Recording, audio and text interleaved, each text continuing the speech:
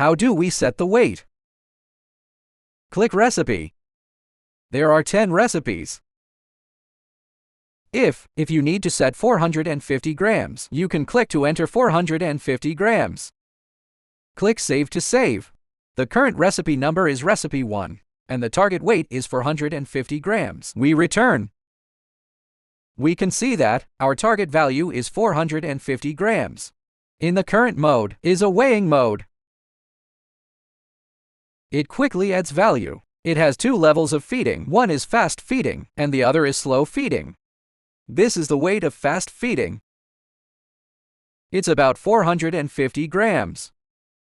The frame value is 150 grams. The following is the drop value.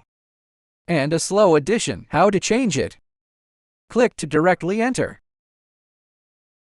In this weighing mode, there are 2 speeds for feeding. One is fast feeding speed and a slow feeding speed. If there is no slow feeding process, it means the fast addition value is set to small. We just need to increase the fast addition value.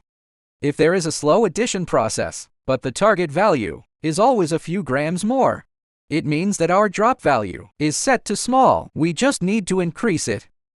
First, if we have a slow addition process, the final target value is always a few grams more. It means that our drop value is set a bit high. We just need to reduce it. If our target value is always a few grams less, it means that our drop value is set a little small. We just need to increase it. The standard for increasing is a few grams. If we are missing 3 grams, we just add 15 grams. How do we change it? Use the pulse mode. Click Settings and enter the Settings menu. Click on this mode and select the quantitative mode. After saving and then return, here is our target value.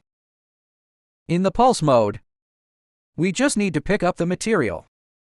Step on the tape switch. Then, the next bag of material. Put the material on and put it on the scale platform as you receive it. It can automatically calibrate to achieve automatic change. The pulse number can be changed by itself. To achieve automatic calibration at the beginning, set the target value. Then, we only need to test 4 or 5 bags continuously to achieve automatic calibration. For the rest, if the calibration is done, we can continuously receive materials. When we receive 20 to 30 packs, we can take a bag and put it on the scale to feedback to achieve an automatic calibration.